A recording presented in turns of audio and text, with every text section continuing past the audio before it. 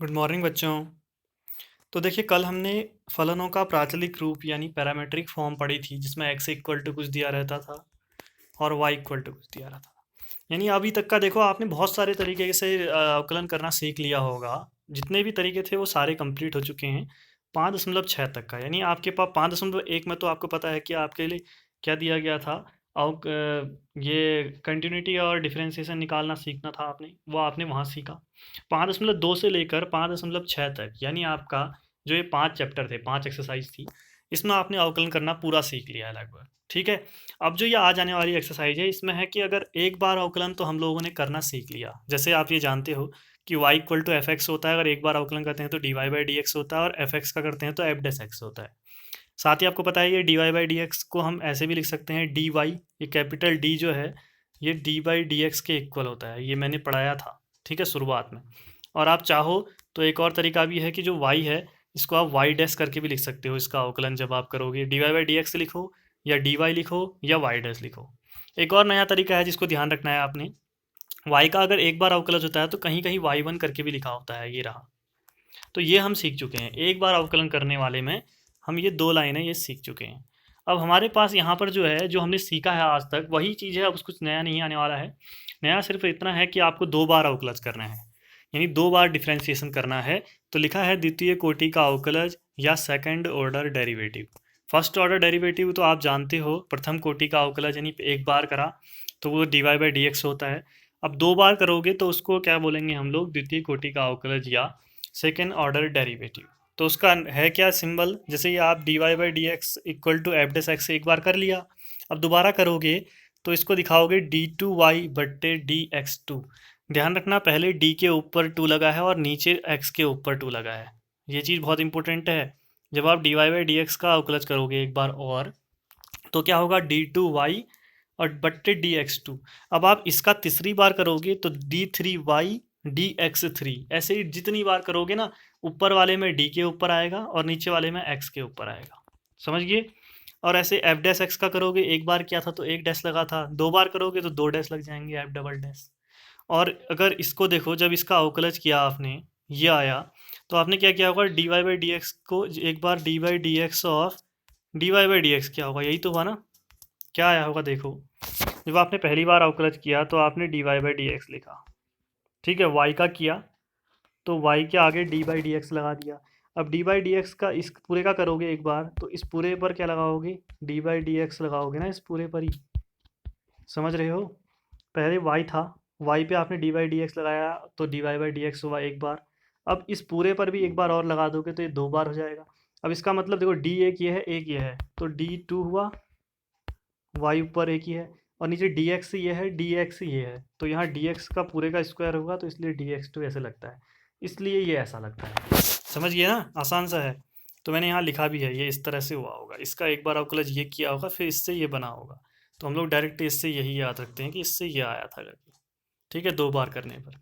और इसको जब आप इस पूरे को इस वाले ऊपर वाले D Y by D X को डी वाई लिखते हो, तो इसको डी टू वाई लिख सकते हैं, या इसको वाई डैश लिखते हो तो इसको वाई डबल डैश लिख सकते हैं, इसको वाई वन लिखते हो तो इसको वाई टू लिख सकते हैं। ठीक है, ये तो टाइम के साथ साथ अपने आप ही सीखते रहोगे, बस हल्का फुल्का ध्यान रखना। तो आज का काम क्या है, हमें 3-4 उदाहरण करने हैं, साथ में ही एक्सरसाइज में हमारे 17 क्वेश्चन हैं। कितने हैं, 17। तो हम 10 करेंगे आज, 10 क्वेश्चन प्लस 4 उदाहरण। टाइम ज़्यादा नहीं लगेगा क्योंकि ये सब कुछ आपने सीखा हुआ है। एक बार अवकलन करना आपको जब आता है तो आप दोबारा भी कर सकते हो जो आया है, और तीसरी बार भी कर सकते हो। आपसे 10 बार कोई करने को कहे अवकलन तो 10 बार कर सकते हो। बस थोड़ा क्वेश्चंस करा के दिखाता हूँ। ठीक है, पहला क्वेश्चन, आपको y equal to X cube plus 10x दिया है, आपसे कह रहा है D two Y D X two निकालो। इसका मतलब 2 बार अवकलन करना है। तो हमने पहली बार अवकलन किया, डिफ्रेंशिएट x के सापेक्ष अवकलन करने पर इसका किया, यानी differentiate with respect to x।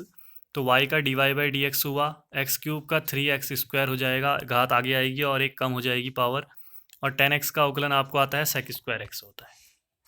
एक तो आ गया। अब दोबारा करो, x के सापेक्ष दोबारा अवकलन करने पर again differentiate with respect to x, इसका कर रहे हैं दोबारा। तो इसको हमने D two Y D X two लिखा, इसका पावर आगे आई, घात एक कम हुई तो 2 आगे आएगा तो 6 हो जाएगा 6x, और घात एक कम हो जाएगी तो एक ही रहेगी, लिख नहीं सकते उसको हम। सेक स्क्वायर एक्स का अवकलन कैसे होगा, सेक स्क्वायर एक्स जो होता है वो सेक एक्स का स्क्वायर करके होता है, तो घात आगे आएगी 2 और घात 1 कम हो जाएगी, तो 2 sec x होगा। फिर अंदर वाले का अवकलन भी होगा sec x का, वो क्या आएगा sec x tan x, क्योंकि ये फॉर्मूला होता है। कैसे कहा मैंने, sec स्क्वायर x का पहले तो घात आगे आएगी और 1 कम हो जाएगी, 2 sec x हुआ। फिर अंदर वाला अंदर sec x है तो उसका भी अवकलन होगा, तो sec x tan x होगा उसका अवकलन। फिर आप अगली लाइन पे 6x ऐसे ही है, 2 ऐसे ही है, 2 बार sec x है, sec स्क्वायर x लिख दिया और tan x ऐसे लिख दिया, आंसर। बस अब इससे आगे कर नहीं सकते, d2y dx2 ये तो निकला, समझ गए ना। तो ऐसे क्वेश्चन है, इतने आसान है, क्वेश्चन आसान है, बस मैं आपको बस वही समझाना चाह रहा हूँ। देखो आपको 10 तक आज जो क्वेश्चन मिलेंगे वो ऐसे ही मिलेंगे जो अभी आपने देख लिया, सिर्फ यही क्वेश्चन मिलेंगे और कुछ नहीं मिलेगा 10 तक के। 11 से आगे 17 तक का कौन से क्वेश्चन मिलेंगे, इस टाइप के जो नीचे हैं। ये दूसरा उदाहरण है, इसको देखो कैसे, y equal to A sine X plus B cos X है, आपको सिद्ध कीजिए करा है, यानी prove that d2y dx2 plus Y equal to 0।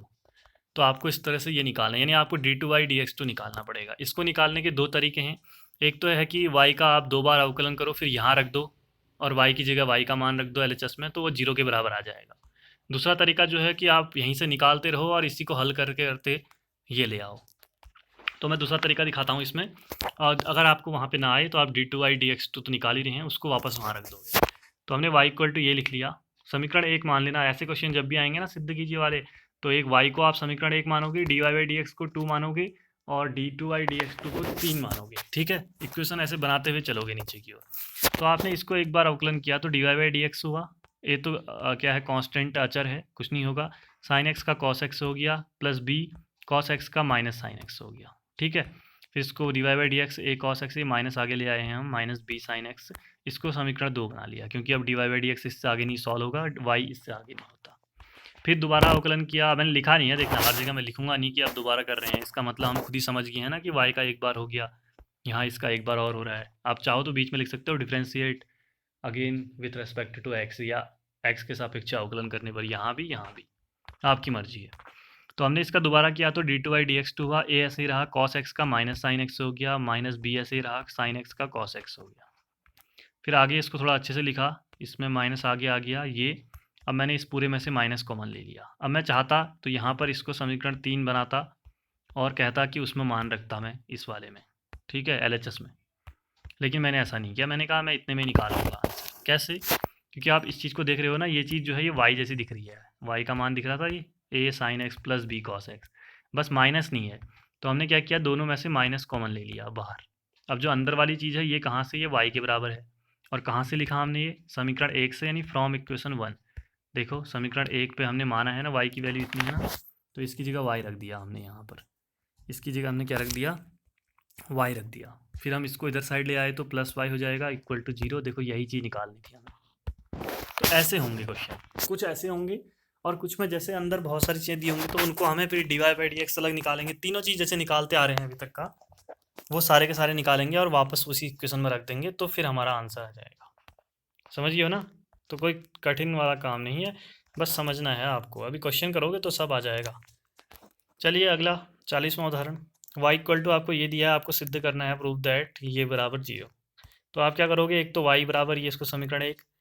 अब देखो यहाँ dy/dx भी चाहिए, d2y dx2 भी चाहिए, ये निकालोगे और यहाँ रख दोगे। तो हमने dy/dx निकाला तो क्या हुआ, 3 ऐसे रहा, e की पावर 2x का e की पावर 2x ही होता है अवकलन, और फिर 2x का करोगे तो 2 होता है, ठीक है। फिर ऐसे प्लस 2 ऐसे रहा, e की पावर 3x का करोगे तो e की पावर 3x ही होता है, लेकिन आपको पता है कि 3x का भी करना पड़ता है जो कि 3 होगा। थोड़ा इसको अच्छे से लिख लिया फिर हमने, ठीक है। कैसे लिखा, 3 2 जा 6 और 2 3 जा 6, और इसको अब इससे आगे हो नहीं सकता, ये y है, dy/dx को हमने इक्वेशन 2 मान लिया, और फिर हम दोबारा अवकलन करेंगे क्योंकि हमें d2y dx2 भी चाहिए, ठीक है। तो उसको करते हैं, तो उसमें क्या होगा कि आपने 6 ऐसे रहा, e की पावर 2x का e की पावर 2x ही होता है, फिर 2x का भी 2 होता है। ऐसे ही 6 ऐसे रहा, e की पावर 3x का e की पावर 3x ही होता है, और 3x का 3 होता है, ठीक है। फिर इसको हल किया, 6 2 जा 12, 6 3 जा 18। अब ये d2y dx2 आ गया, इसको समीकरण 3 मान लिया। उसके बाद देखो इन सबका मान कहाँ रख दिया, इसके LHS वाले हिस्से में। तो LHS वाले हिस्से को उतारा है मैंने, ये रहा, और इसमें मान रखना शुरू कर दिया।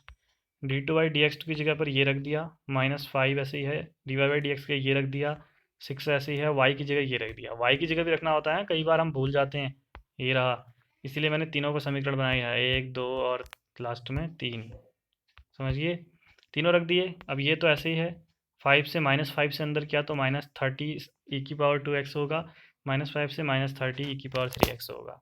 6 से अंदर करोगे ये आएगा। अब उसके बाद देखो e⁻2x वाला एक ये है, एक ये है और एक ये है।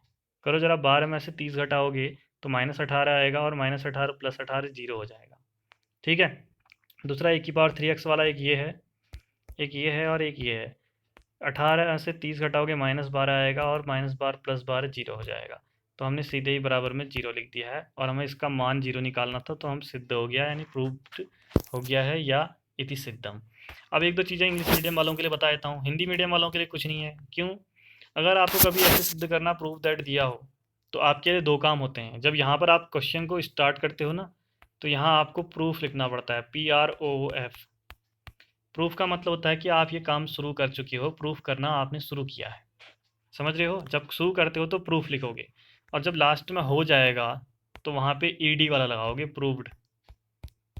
प्रूव्ड कब लिखते हैं? जब हो जाता है लास्ट में। और प्रूफ कब लिखते हैं? जब शुरू कर रहे होते हैं। ठीक है, ये इंग्लिश वालों के लिए। हिंदी वाले भी सुन लेना, अगला आगे कभी काम आएगा। और बाकी हिंदी वालों के लिए कुछ नहीं होता, जब आपको सिद्ध करना है तब भी आप हाली लिखते हो, और जब क्वेश्चन नॉर्मल दिया तब भी हाली लिखते हो, कोई फ़र्क नहीं पड़ता। अब लास्ट में आप लोग यहाँ पर इति सिद्धम लिख देते हो या प्रूव्ड भी लिखते हैं, ऐसा कुछ है नहीं। इंग्लिश वाले हिंदी में भी लिख सकते हैं, हिंदी वाले इंग्लिश में भी लिख सकते हैं, जो आपको सही लगे उसको यूज करो। ठीक है, इति सिद्धम भी लिख सकते हो। जहाँ तक मैं बोलूँगा कि इंग्लिश वाले तो इंग्लिश में ही लिखें, और हिंदी वाले भी थोड़ा बहुत ये चीज़ें इंग्लिश में लिखना सीख लें। ठीक है, क्यों? अगले साल से सब कुछ यही आएगा काम, इंग्लिश में ही आएगा काम।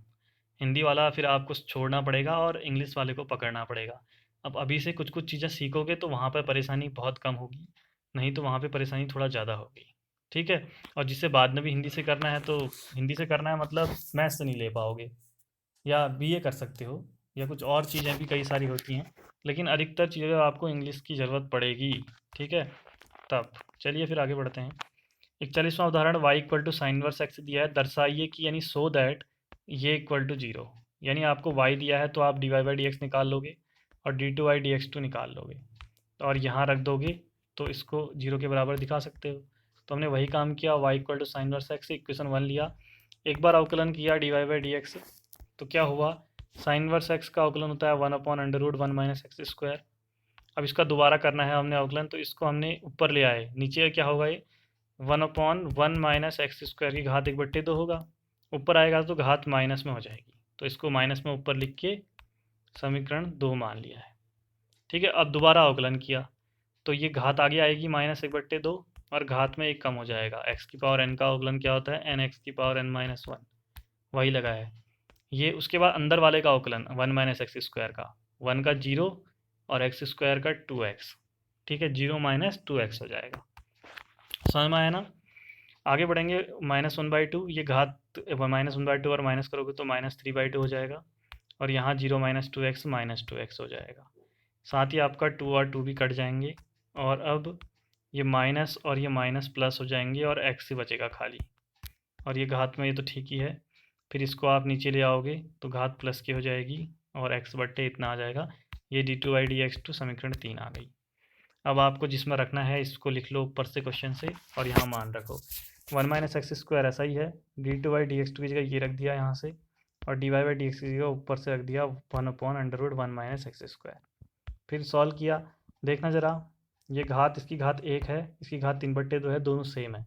इस घात 1 को अगर नीचे ले जाऊँगा तो माइनस का हो जाएगा और ये घट जाएंगी, तो ये दोनों ऐसे सॉल्व होंगे, ये वाला और ये वाला। इसकी घात 1 है, इसकी घात 3/2 है, नीचे आएगा तो 3/2 - 1 हो जाएगा, और बाकी पूरा सेम लिखा है।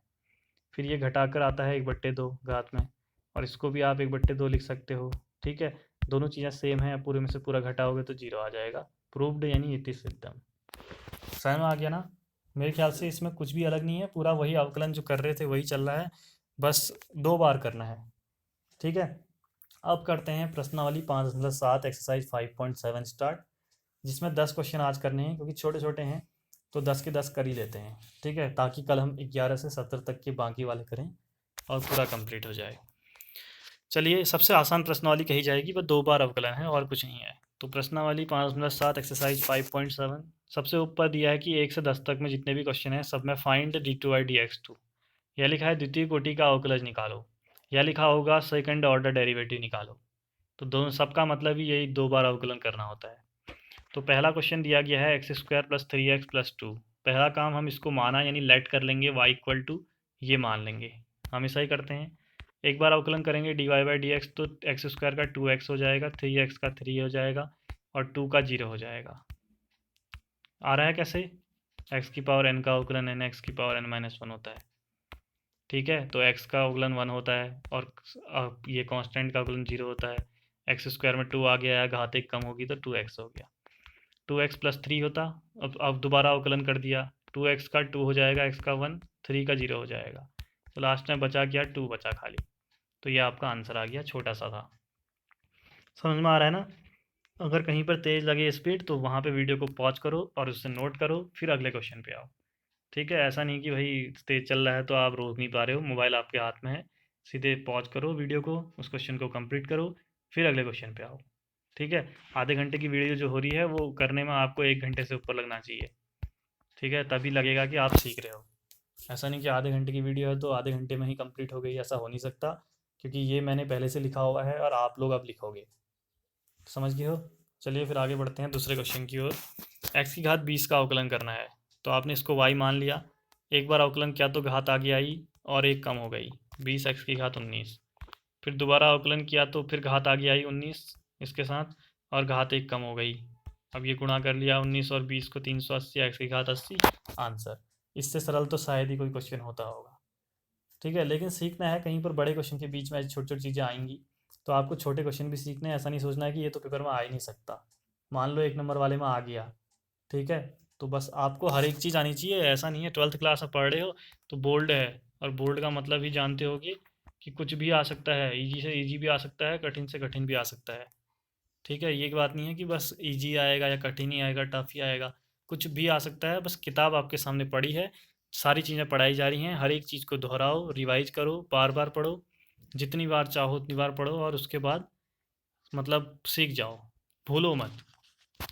अगला थर्ड क्वेश्चन, इसका अवकलन करना है, y इक्वल टू ये मान लिया। अब अवकलन जब करोगे तो ये गुणा का नियम लगेगा, पहला फलन और दूसरे का अवकलन, cos x का अवकलन क्या होगा? Minus sign X plus cos x दूसरा फलन और पहले का अवकलन x का अवकलन 1।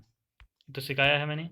तो ये माइनस एक्स साइन एक्स हो गया, ये cos x हो गया। फिर दोबारा अवकलन किया, यहाँ पर d2/dx2, माइनस बाहर रहा, x पहला फलन, दूसरे का अवकलन साइन का अवकलन cos हो गया, फिर साइन x आएगा और x का अवकलन 1। इतना हिस्सा इसका था। ठीक है, गुणा का नियम लगा है इसमें, यहाँ से यहाँ तक। फिर cos x का अवकलन माइनस साइन x हो गया। अगली लाइन पे ये माइनस को अंदर भेजा तो दोनों माइनस के हो गए, और ये माइनस साइन एक्स है। फिर देखोगे ये माइनस एक्स कॉस एक्स है, माइनस साइन एक्स 2 बार है तो -2 साइन एक्स हो गया। और इसके आगे कुछ कर नहीं सकते, आंसर हो गया। ये 2 ही बार बोला था, तीसरी बार बोलता तो और इसके नीचे कर लेते आप d3y dx3। कोई आपके लिए टफ थोड़ी है ये कुछ, दोबारा कर लो इसका नीचे अवकलन। ठीक है, डिफ्रेंसिएशन कोई टफ नहीं है। ठीक है, चलो log x का करते हैं, अगला है। तो आपने y equal to log X माना, एक बार अवकलन किया तो dy/dx 1/x होता है, और फिर दोबारा अवकलन किया तो आपको पता है 1/x का अवकलन -1/x² होता है। कैसे होता है? x की घात -1 लिख सकते हैं, -1 आगे आएगा, घात में 1 कम हो जाएगा, तो -1 x की घात -2 होगा। अब -2 को नीचे ले जाओगे तो -1/x² हो जाएगा। तो हमने डायरेक्ट लिखा है, और आपको भी डायरेक्ट लिखना है, कोई इतना लंबा करना नहीं है, क्योंकि ये मैं पहले ही सिखा चुका हूँ और जहाँ पर फॉर्मूले हैं वहाँ भी लिखाया है। ठीक है, तो आप देख लो, मैं आपको एक चीज़ बता दे रहा हूँ, एक काम और भी है आपके पास जब भी टाइम मिले। अभी जितने क्वेश्चन जितने हो चुके हैं 5.6 तक की एक्सरसाइज हैं, 5.2 से लेकर, इन सब में अवकलन के जितने फॉर्मूले थे सारे आ चुके हैं। तो सभी को एक जगह पर अलग से करके लिखना शुरू कर दो। ठीक है, 2-3 पेज में आ जाएंगे, उतने ज़्यादा फॉर्मूले नहीं हैं।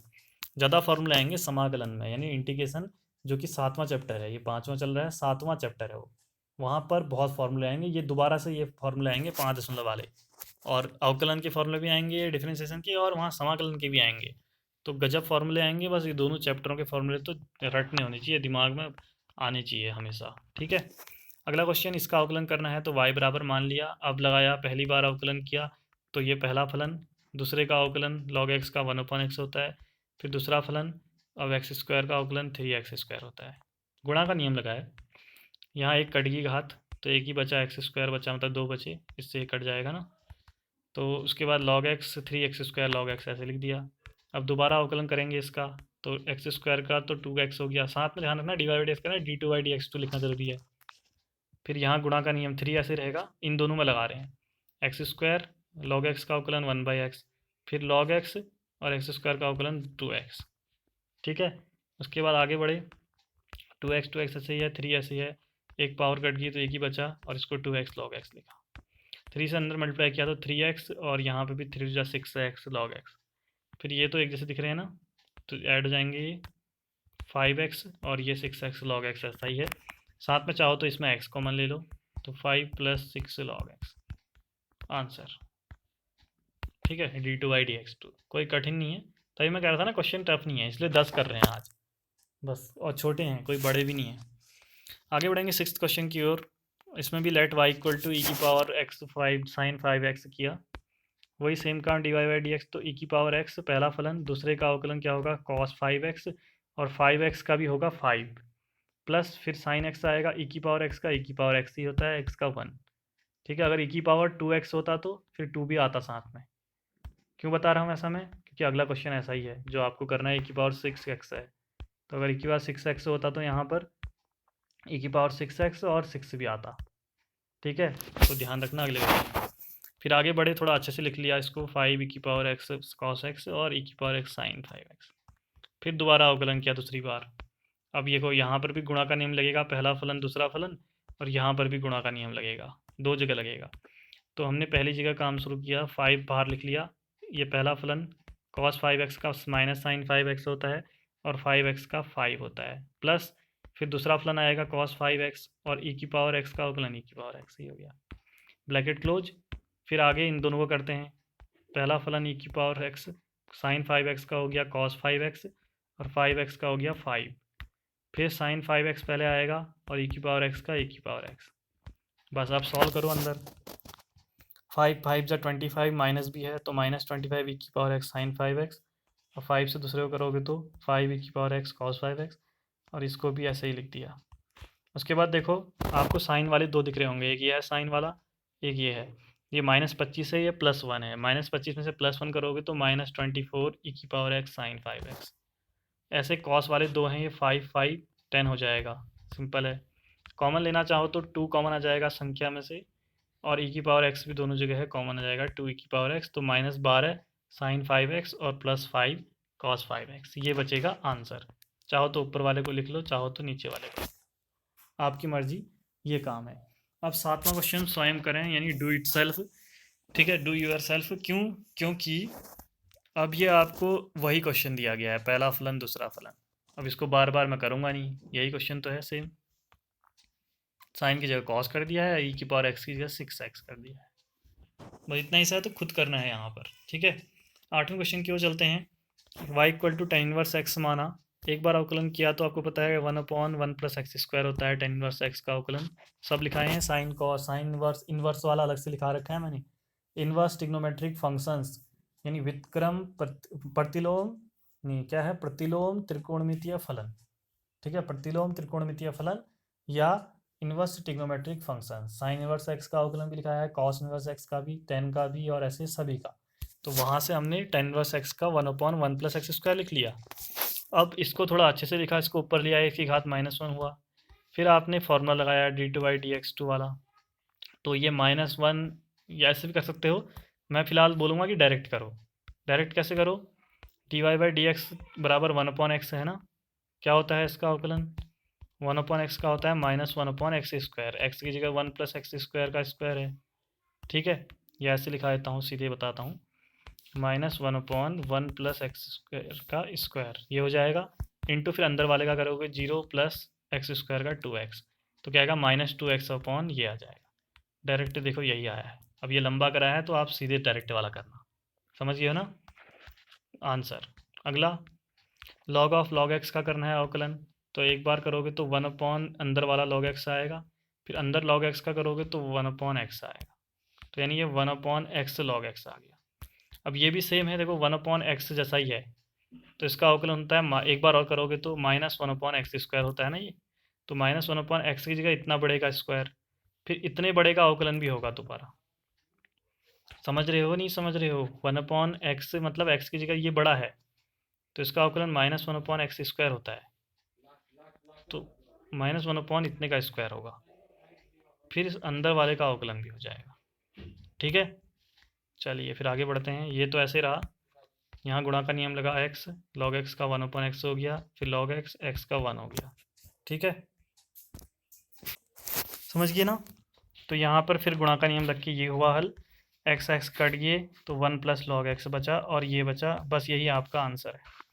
वो आसान है। आप अगर 1/x का अवकलन आता है ना, -1/x² होता है, फिर इस अंदर x का भी करते हैं तो बड़े बड़ों का अवकलन हो जाएगा। अब देखो कई लोग इसमें और भी नियम लगा सकते हैं, कुछ और भी, क्या पता। आप लोग तो सोचोगे ही ना कि यहाँ पे भाग वाला नियम भी तो लग सकता है, u/v लगाओ, तब भी आंसर क्या आएगा? यही आएगा। आपकी मर्जी है, जितने नियम लगाओगे उतने बार आंसर वही आएगा। अलग अलग तरीके हो सकते हैं, 100 तरीके हो सकते हैं। लास्ट 10वां क्वेश्चन देख लेते हैं। साइन और log x का अवकलन करना है। पहली बार करेंगे तो cos x होता है साइन x का, तो cos log x होगा। फिर अंदर log x का भी करेंगे तो 1/x होगा। यानी अब ये cos log x/x आ गया इस तरह से। फिर भाग का नियम लगाना पड़ेगा, दोबारा करना है अवकलन। पहले x आएगा नीचे, ऊपर वाले का अवकलन, फिर ऊपर वाला आएगा, नीचे वाले का अवकलन, फिर नीचे वाले का स्क्वायर। ठीक है, अब इसको हल करते हैं। x cos x का अवकलन होता है माइनस साइन x, तो माइनस साइन log x, फिर अंदर log x का 1/x होता है। ठीक है, यहाँ यही है x का 1, बाकी कुछ नहीं। उसके बाद x x कट गया तो माइनस साइन log x बचा, और यहाँ माइनस कॉस log x बचा, अपॉन में x² बचा। इसके आगे सॉल्व कर नहीं सकते, बाकी 11 से आगे को कल करेंगे। ये नीचे हैं और क्वेश्चन, इनको कल करेंगे। आज यहाँ तक के कंप्लीट कर लेना। कोई भी समझ में ना आया हो तो पूछना, और सारे क्वेश्चन आसान से हैं, कोई इतना टफ क्वेश्चन था नहीं। अगर ना आया हो तो पूछना ज़रूर। मिलते हैं अगले वीडियो में, तब तक के लिए बाय बाय।